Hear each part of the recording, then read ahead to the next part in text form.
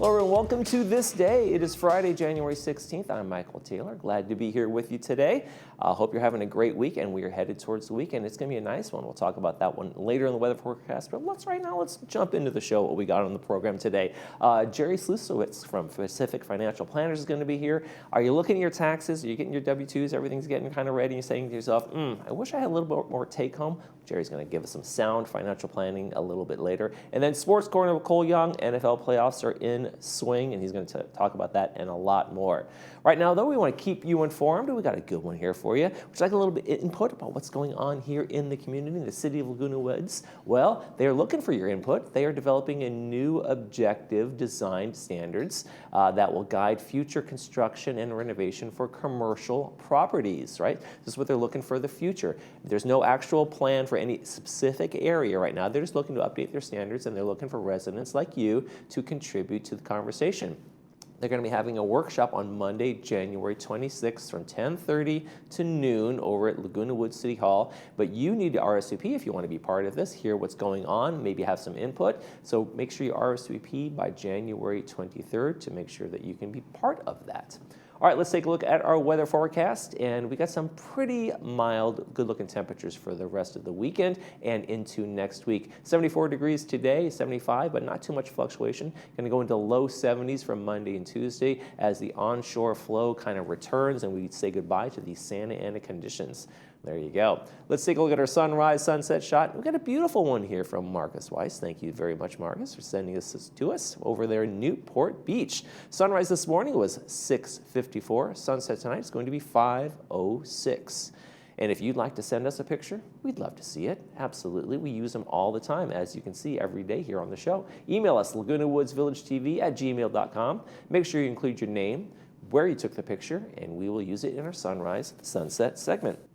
Okay, we got one meeting to tell you about. Then when we come back, we'll be talking to Jerry Slusowitz from Pacific Financial Planners. Stay with us.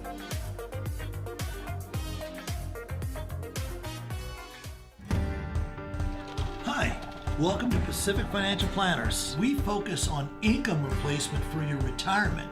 We have over 3 decades of professional money management experience. We personalize a plan that's right for you and your family. You only get one shot at retirement. Don't you think you better get it right? So give us a call for your free consultation. We can do this over the phone, via Zoom, or in person.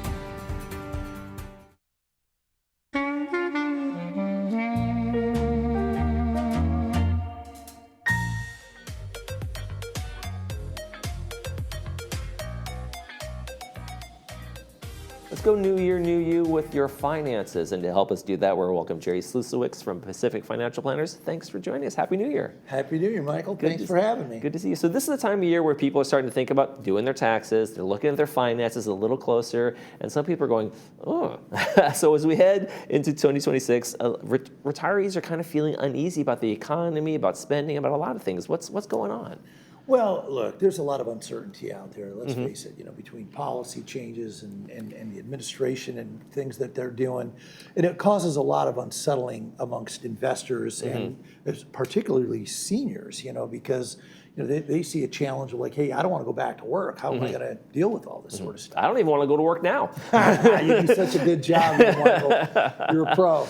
So that kind of creates this thing where do people pull back on spending? How do people react to that in that time? Well, again, once you're on a fixed income, I mean, the problem is you've got fixed spending, and it's whether or not you got enough income coming in, because you got this inflation still, hanging around a little bit, the market volatility, am I going to have as much money? And then they're worried about different policy changes. And then, obviously, it's something everyone wants, but it's a risk, is longevity risk. If I live longer, I got to pay for this another year or another 5 years or another 10 years. How am I going to manage that? So with all this recession concerns, government, maybe a little bit crazy in this inflation, what should retirees kind of be focused on? Michael, it's a mind shift. They shouldn't be focused on the markets. What they've got to focus on is safety and income. And creating protected income streams. That's really what it comes down to.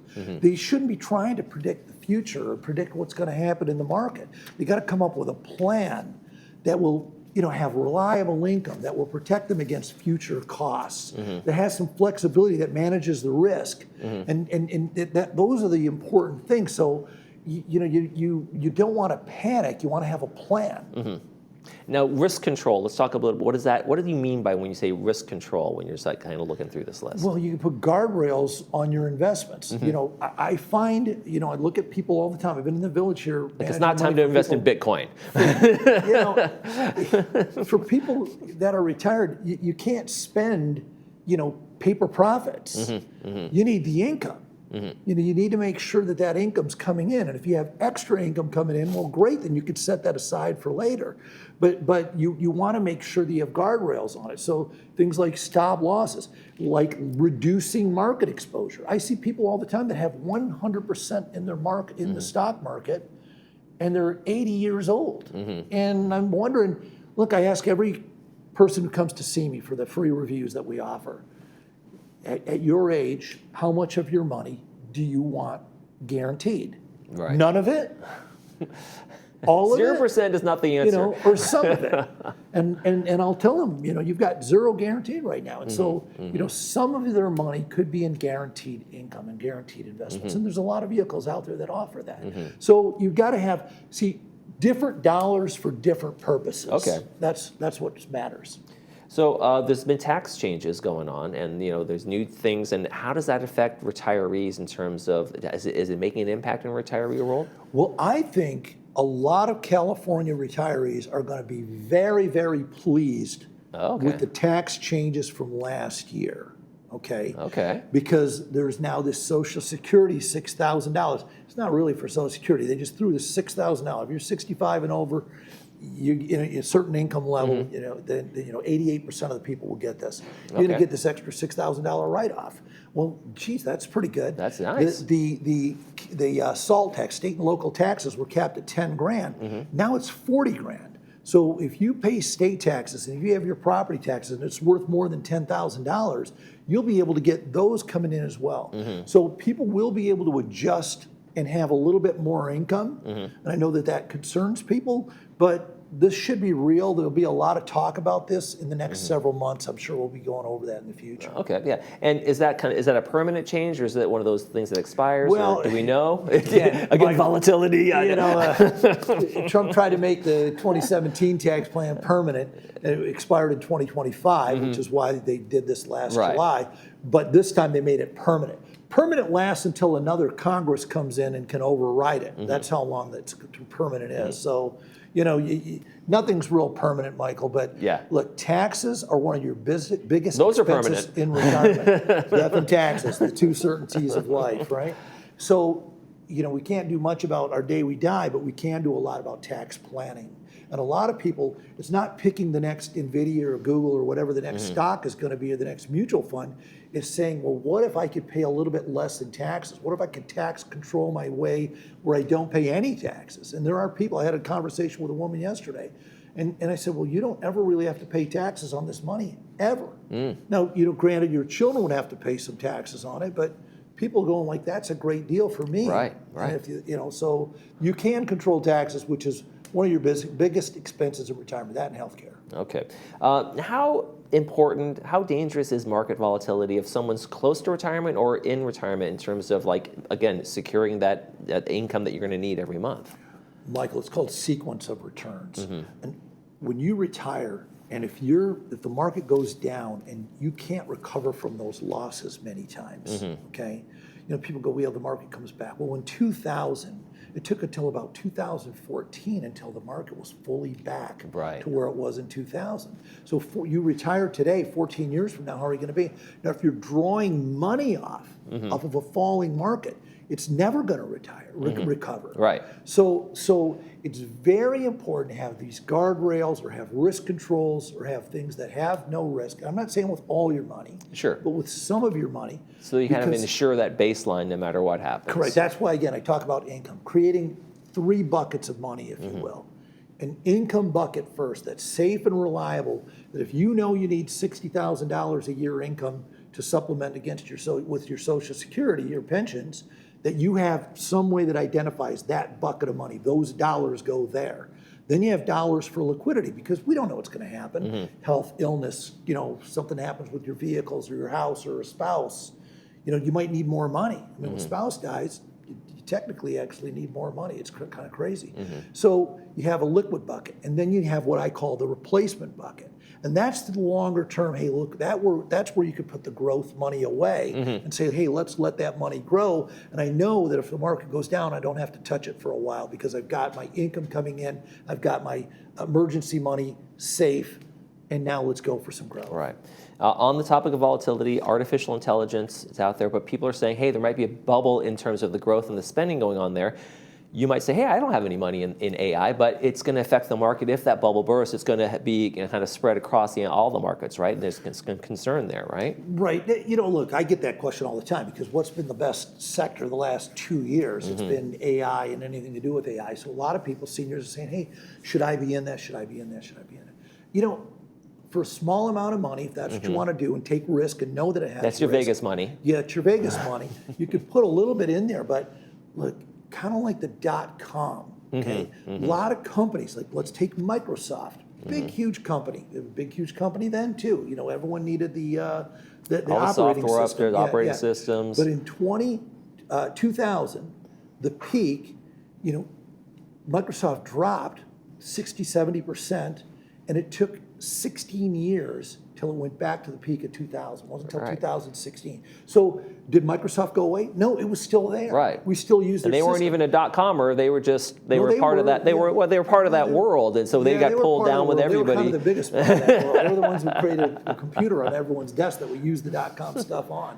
So the point being is that it's something that, yes, it's going to be around, it's going to work long term, but that doesn't make it a good investment. Good technology does not mean good investment. I would caution people against chasing returns, instead having a plan.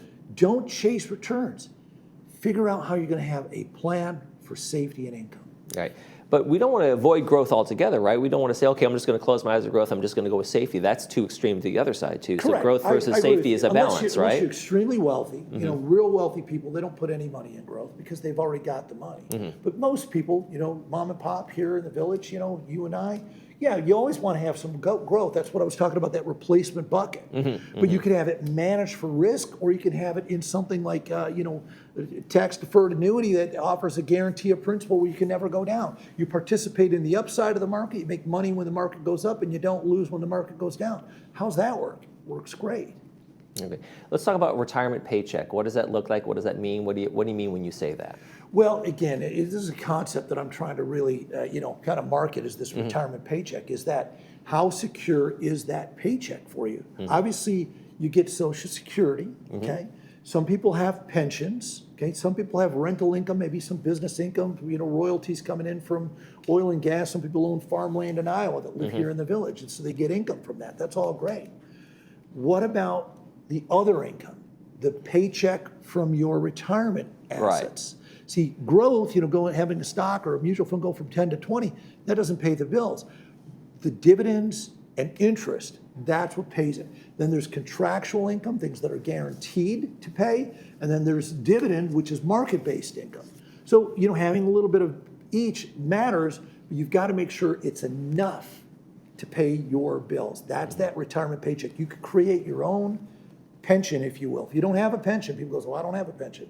I can help you create a pension that offers you guaranteed monthly income for life. Real quick before we go, it's a different meeting time. You're in the village every month, but different this month, so tell us where it's going to be and when. It's Monday, the 19th, 3 to 5, and we're not in Clubhouse 7, we're in Clubhouse 3. Okay. So it's a little bit different because it's a different day, different time, different location. So, but we're going to talk about these things, how to get your year started, how to create guaranteed income. All right.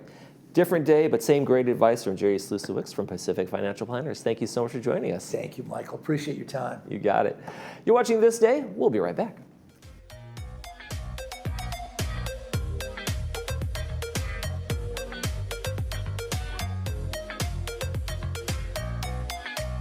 Your legacy is more than just memories. It's security and well-being of your loved ones. In today's ever-changing market, is your portfolio ready to protect what matters most? Now is the time to ensure your investments are aligned with your goals and the current economic climate. Safeguard your future. Visit yourmoneytalks.com or call 949-219-0692 today. Protect what matters most. We're here to help.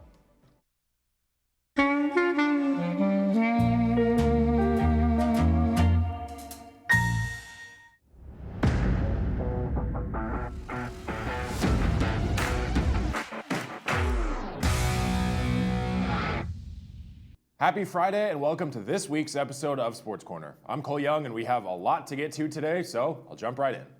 The NFL playoffs lived up to the hype and then some during Wild Card Weekend. Getting the weekend started, the Los Angeles Rams traveled to Charlotte, North Carolina to face the NFC South champion Carolina Panthers. The Rams entered this game as large favorites, however Carolina wasn't going down without a fight. Bryce Young threw for 264 yards and a touchdown and ran for another score for Carolina. With under 3 minutes remaining, the Panthers had the Rams against the ropes, leading 31-27. Quarterback Matthew Stafford then led the Rams 71 yards by completing 6 of 7 passes before capping it with a perfectly placed 19-yard touchdown pass to Colby Parkinson with 38 seconds left, lifting the Rams to a dramatic come-from-behind 34-31 win to advance to the divisional round.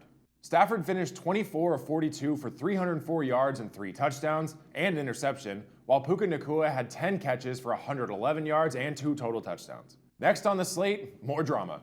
Right before halftime, Jordan Love threw his 3rd touchdown of the night, and the Packers sat with a 21-3 halftime lead over the Chicago Bears. But if you've watched the Bears at all this season, you know to never count them out until the final whistle, and this weekend was no different. Caleb Williams threw a 25-yard touchdown pass to DJ Moore with 1:43 remaining, and the Chicago Bears rallied from an 18-point deficit to beat the rival Green Bay Packers 31-27. Chicago trailed 21-6 through 3 quarters, only to outscore Green Bay 25-6 in the 4th on the way to its first playoff win in 15 years and their 7th fourth-quarter comeback this year. Don't worry, Sunday was full of even more drama. Josh Allen literally and figuratively carried the Buffalo Bills to their first road playoff win in more than 3 decades, completing a 27-24 win over the Jacksonville Jaguars in the AFC's wildcard opener. After swapping scores all game, Trevor Lawrence found Travis Etienne for a 14-yard score, putting the Jags up 24-20 over the Bills with 4 minutes remaining in the game. On 4th and 1, with the season on the line and only 1 minute to go, the Bills had to convert to stay alive. As a surprise to no one, they called Josh Allen's number. Allen got the first down but was stuffed shortly after, or so Jacksonville thought. Allen then carried defenders all the way down to the 1-yard line, and the Bills would score on the very next play and hang on to advance to the divisional round. For the next NFC matchup, Brock Purdy threw a go-ahead 4-yard touchdown pass to Christian McCaffrey late in the 4th quarter. San Francisco used a trick play on a touchdown toss from Jawan Jennings to McCaffrey, and the 49ers eliminated the defending Super Bowl champion Philadelphia Eagles with a 23-19 wild-card victory. Last year's Super Bowl MVP Jalen Hurts threw for only 168 yards and a touchdown, and the Eagles failed to build off a 13-10 halftime lead by totaling only 36 total yards in the 3rd quarter on 16 plays. To end the day, we had probably the least climactic game of the weekend. Drake May threw a touchdown pass to Hunter Henry in the 4th quarter, and New England Patriots defense was all over Chargers quarterback Justin Herbert as the Patriots beat Los Angeles 16-3 in an AFC wildcard playoff game. New England held Los Angeles to 207 yards of offense and sacked Herbert 6 times, with one of those resulting in a lost fumble. Then, to close out the weekend, the Houston Texans traveled to Pittsburgh to square off with the AFC North champion Pittsburgh Steelers. While the game was close through 3 quarters, Houston's defense sealed the victory in the end. Sheldon Rankins returned a fumble by Aaron Rodgers 33 yards for a touchdown early in the 4th quarter to break open a tight game, and the Texans beat the Steelers 30-6 on Monday night for the first road playoff win in franchise history. The Texans defense sacked Rodgers 4 times, had 8 tackles for loss, 1 interception, and 2 defensive touchdowns.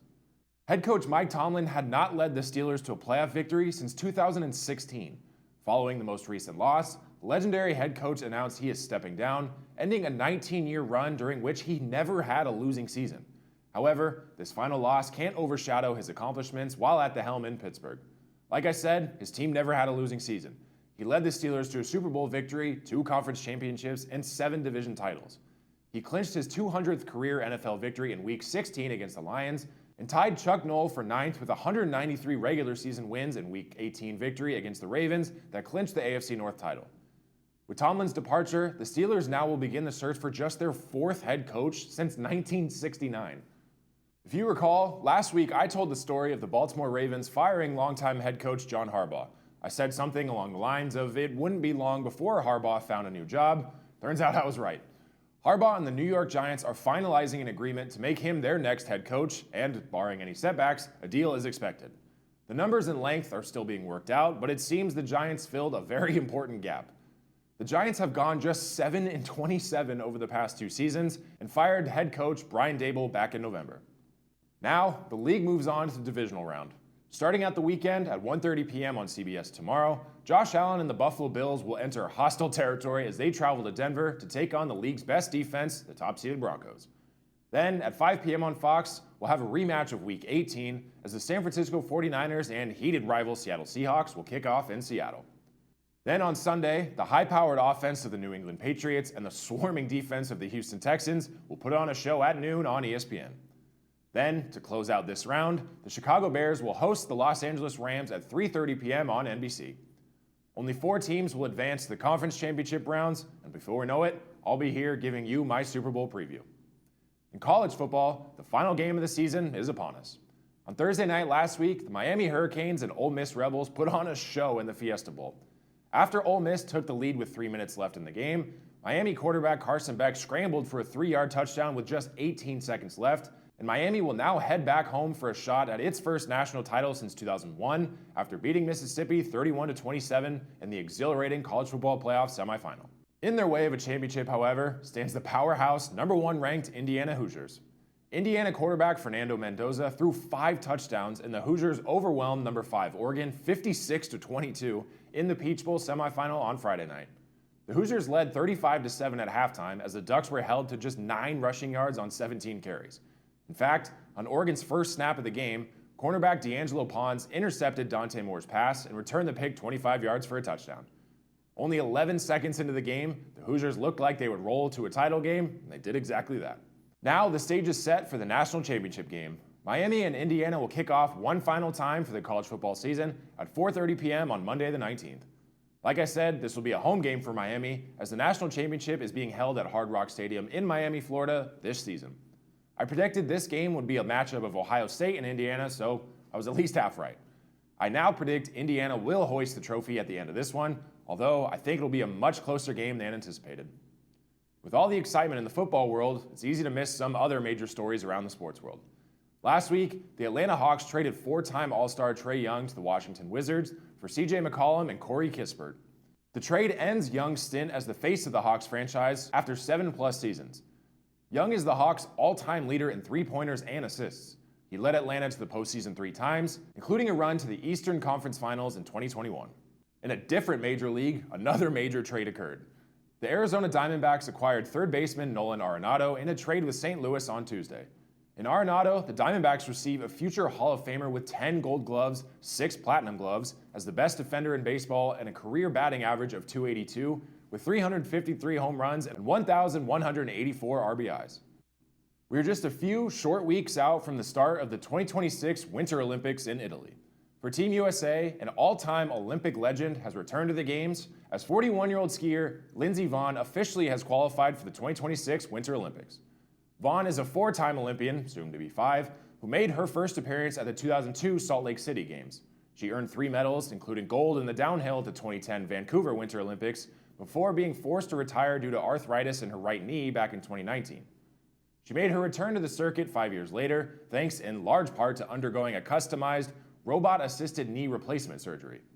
If you're a regular viewer of this show, you know that I love the Olympics more than most people, so I can't wait to watch Vonn and the rest of the athletes compete at the Games. The 2026 Winter Olympics opening ceremony is on Friday, February 6th at San Siro Stadium in Milan, Italy. The NBA and NHL regular seasons are still going strong. The NFL playoffs are in full swing. The College Football National Championship is on Monday. Plus, the Winter Olympics begin in just a few short weeks. Overall, I'd say it's a pretty great time to be a sports fan. As always, thanks for tuning in to this week's episode of Sports Corner. Be sure to come back next week for more news, updates, and highlights from all across the sports world. I'm Cole Young. Have a great weekend. I'll see you next time.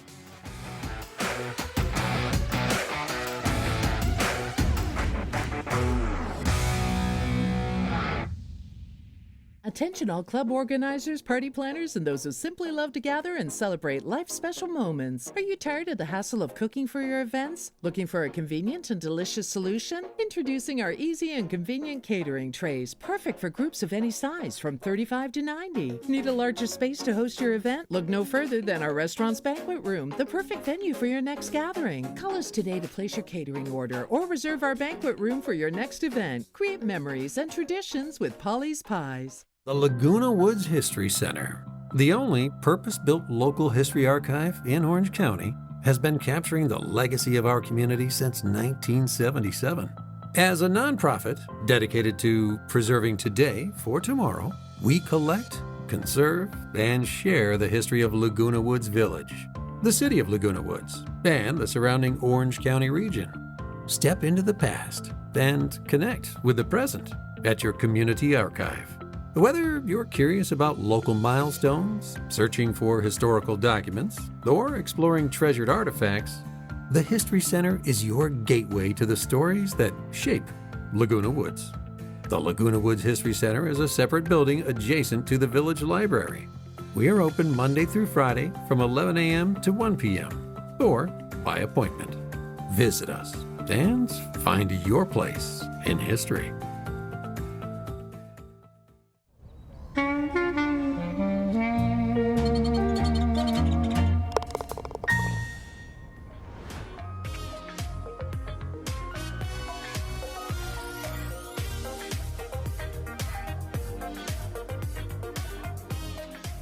And welcome back. Let's talk our movies, and we got some good ones for Friday. Today we have Hugo, starring Ben Kingsley. It's brought to us by Hoag Orthopedic Institute. It's going to be at 2 p.m. with the subtitles and 6 p.m. without the subtitles.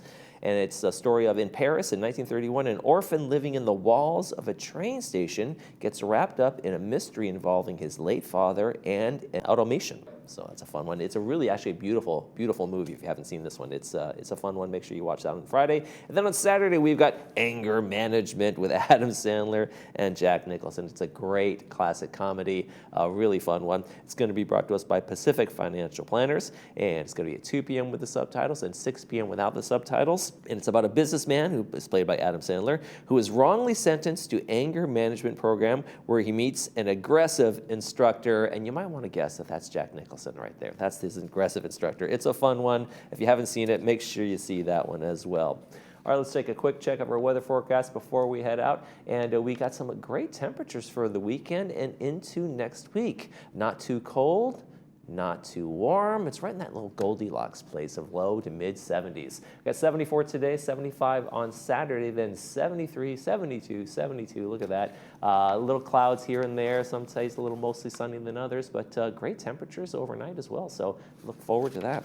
All right, folks, Saturday on the program, we have folks from Gold Standard Company coming in. Do you have treasures, hidden treasures in your house somewhere? Well, if you have those things, we might want to take a look at that. Gold Standard Company might be your answer there. And speaking of Comedy Gold, we got the Comedy Club. We got an event coming up next week for folks to laugh their brains out. We'll talk about all that and more tomorrow in the program. That's going to do it for this edition of This Day. I'm Michael Taylor. For all of us here at Village Television, we hope you make this day a great one.